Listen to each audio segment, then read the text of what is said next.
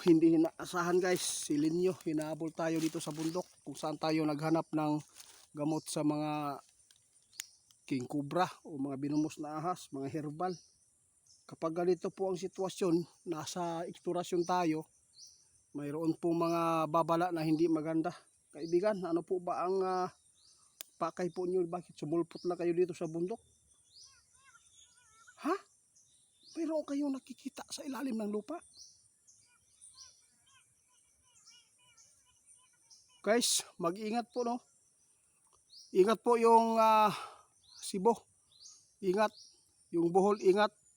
Manila, ingat din. Dahil si kaibigan nagbabala ngayon. Dahil sa impormasyon na pumasok sa kanilang kaharian. Mga babala po ito para po ay malabanan po natin ang kapahamakan, mga idol. Nagbabala si kaibigan na mag-ingat po sa gabi. 3 beses po ngayon ang paggalaw sa ilalim ng lupa. Tiningnan po ng ating kaibigan kung saan ito nakapuntirya.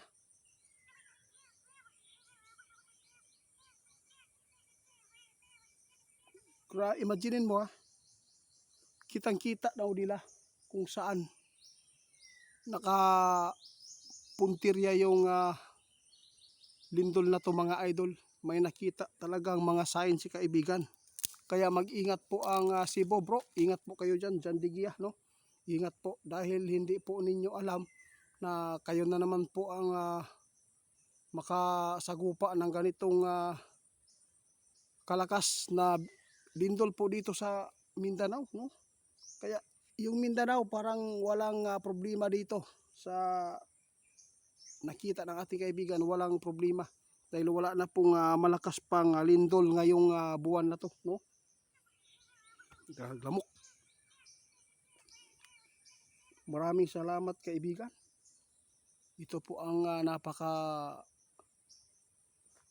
laking problema guys. Ito po yung napakalaking problema dahil sinabi ng ating kaibigan na yung lugar ipinapahanda nila dahil sa pagyanig ng lindol sa Mindanao. Nagpapatuloy po ang mga sign na binigay po sa kalikasan sa kanila. Kaya ipinapahanda po daw ang lahat, no? Luzon, Visayas, yung Bohol, mag-ingat po kayo dahil ang Mindanao, sabi ng ating kaibigan, hindi pa yan makakatikim po ng malakas na lindol ngayong buwan na to dahil bago lang pong nakapagyanig ng 7.8 magnitude. Kung mayroon man pong mangyayaring pagyanig dito uli, mahihina lang yan.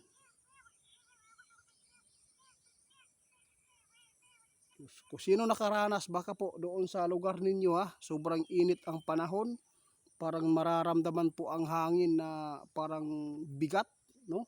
Mabigat po ang pakiramdam sa paligid, parang sobrang tahimik, parang nabibingi ka. Ibig sabihin yan, mga idol, may papalapit po daw yan na kalamidad, may nabubuo na. Pasensya na daw kung bakit pinapangalanan ni kaibigan dahil isa po doon sa Cebu ang pinaka delikadong lugar, malapit po sa dagat, mga idol. Tandaan po ninyo ang mga babala ni kaibigan. Before po tayo magpapatuloy, paki-report pala kay Ghost Hunter 88 Fans 2.0, mga idol, sa Facebook. Hindi po yan ako, scammer po yan, kaibigan.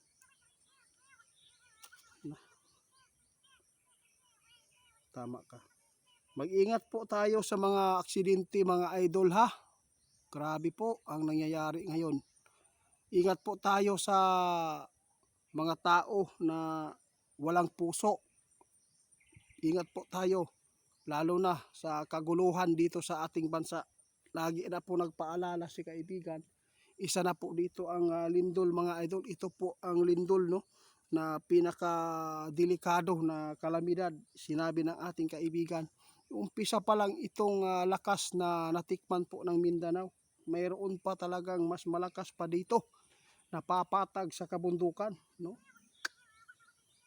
Hindi po yan namin na pinapangarap, kaibigan, na ganyan po ang hula nyo na matupad. Gusto ko talaga na mapagsabihan tayo na hindi yan na totoo.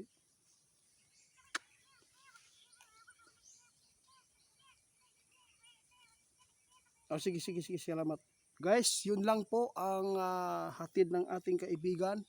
Ngayon, ako po ay babalik na dahil si kaibigan, hinabol lang tayo dahil sa emergency na ipinapahanda ang Cebu at Bohol at Luzon para hindi po mapapahamak tulad po dito sa Mindanao. Nangyari ang 7.8 magnitude. Pasalamat po talaga ang Mindanao dahil hindi sa gabi nangyari. Kapag gabi yon, siguro guys, napaka lagim na pangyayari. Ilang buhay siguro ang posibleng mawala sa Mindanao, mga idol. Tandaan natin, hinabol tayo ng ating kaibigan dahil sa sobra pong bait niya sa atin. Ito po yung binidyohan natin, mga idol, yung gamot sa tuklaw ng ahas. Hindi inaasahan na si kaibigan dito po sa lugar na to, natuntun pa rin niya tayo dahil sa kapangyarihan po niya. Maraming salamat.